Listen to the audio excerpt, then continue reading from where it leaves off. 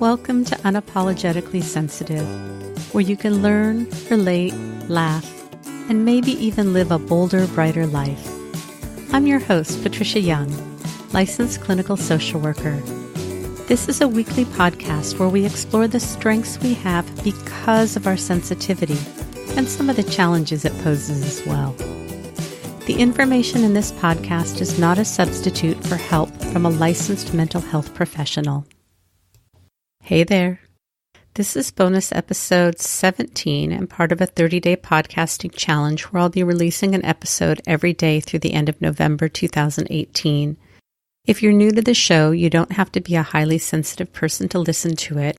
I'll be releasing regular episodes on Tuesday, and tomorrow I have a special episode that I'm releasing that's about how to manage through the holidays, and I have a special guest that's on. As I've said already, that it's really a challenge to get through this 30-day challenge, so I'm not doing a separate little talk at the end, letting you know, just thanking you for being here. In this episode, it's one of my favorites. Maybe I shouldn't say that. One of my favorite stories about Josh is in this episode, and that's really what I love. And I'm not going to spoil it. I'm going to let you know about it. But I think every family has favorite stories about their kids, and this is just one of mine about Josh. We talk about sensitivity, and Josh's belief is that everyone is sensitive. My guess is because this is how he's wired, he just assumes that this is how everybody else is. And I know until I discovered I was a highly sensitive person, which was only a few years ago, I really thought everybody was like me. And the more I work with clients, we just assume that everybody else sees the things that we do, remembers the details that we do, feels things strongly like we do, processes like we do, the same things bug them. And really, we're only 20% of the population. So I just thought that was an interesting perspective. One of the things that we allude to in the conversation is both of my kids have ADHD. And even if you don't have kids and they don't have ADHD, oftentimes as parents, there's something called the mental load, and it's all the details that we hold on to in our head. And it can really feel overwhelming and exhausting. So one of the things that we talk about in this episode is me learning to communicate more clearly with Josh, and especially as he was getting ready to go to college, all the things that I knew needed to be done. And he's not always Johnny on the spot with getting things done. And so we had to figure out ways to communicate so that I wasn't carrying as much of the mental load. I think as parents, if you're the one that carries the mental load, it can just be exhausting. So when he was getting ready for college, this is an area where my husband is much better suited to deal with him. And so my husband really handled a lot of the paperwork and the details because it overwhelms me. But my husband's able to keep things pretty straightforward and simple. And for me, because I'm thinking about everything, and probably the way that I manage the mental load is by wanting to barrage Josh with questions. So there was a time when he asked me if I would not even talk to him about college. And so for a short amount of time, I felt some shame about it. But I just had to not ask him anything about college. And then my husband coached me that I could ask him 2 questions at a time. So I'd have to plan and plot my 2 questions. Have you filled out this application? Have you thought about this? And I'd get my 2 questions. It really did make it much easier. And now knowing about being a highly sensitive person, I almost wonder if my anxiety and overwhelm didn't create anxiety and overwhelm for him. I also am really curious to know what the correlation is between being a highly sensitive person and anxiety. I'm not a researcher, and so I'm always really reluctant to get into this. I know that we have a more active insula. I also know that for highly sensitive people, if our caregivers were not attuned to us, we have higher rates of anxiety and depression.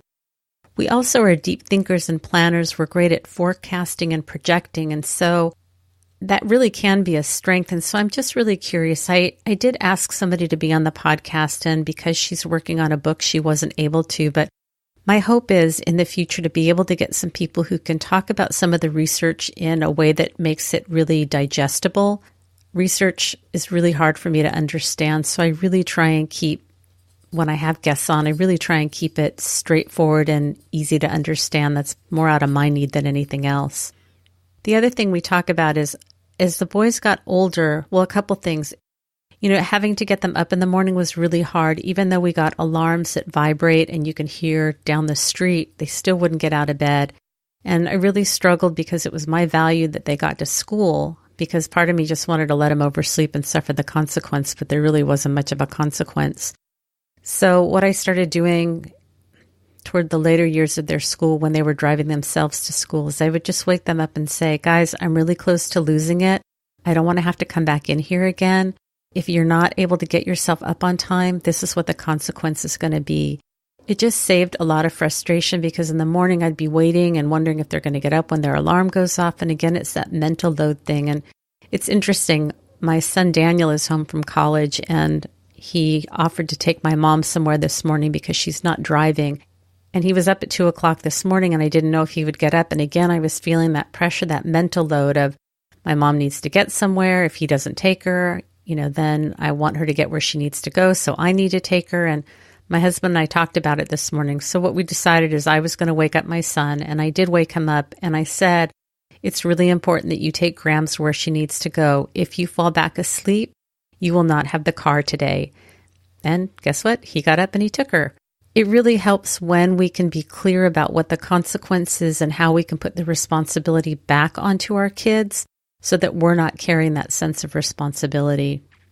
And then the final little story about Josh is, when he was probably 4 or 5, I said something to him and he asked me, so how is that for you? If that's not the kid of a therapist, I don't know what is.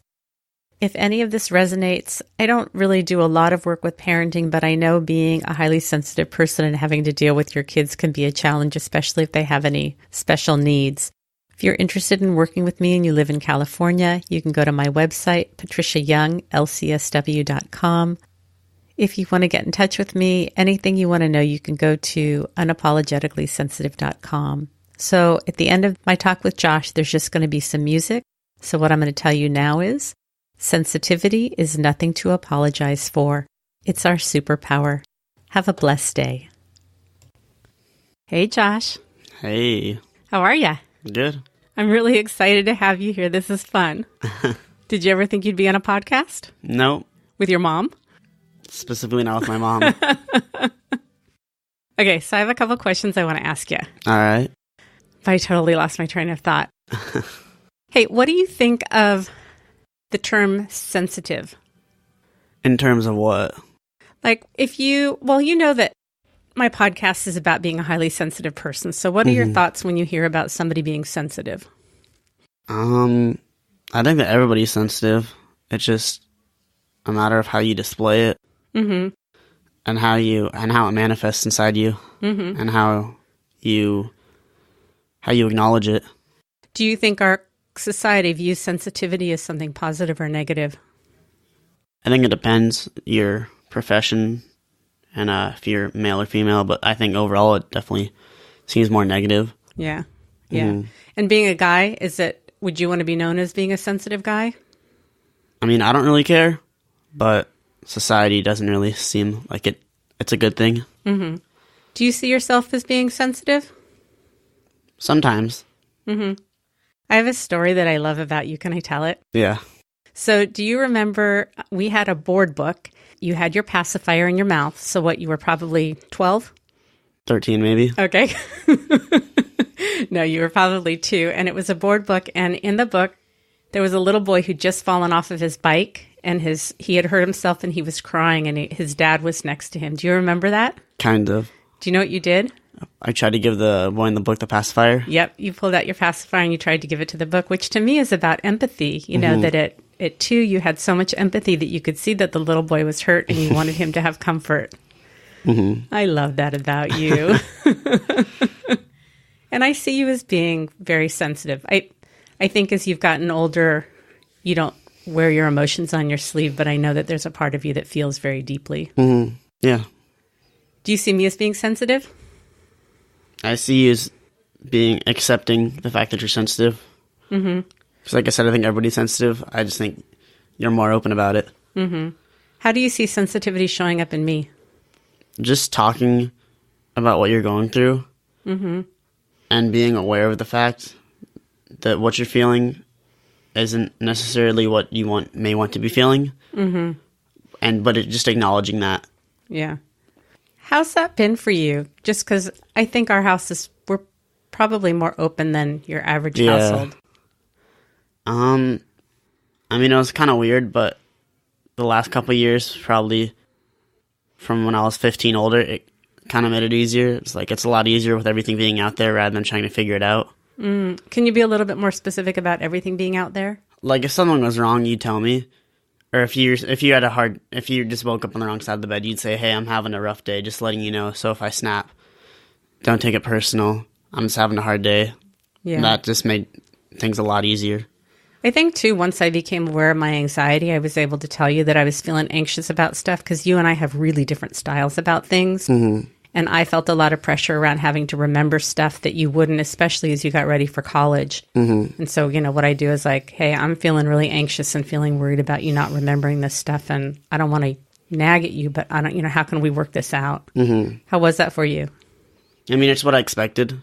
So I think every parent is going to be really anxious when their child goes off to college.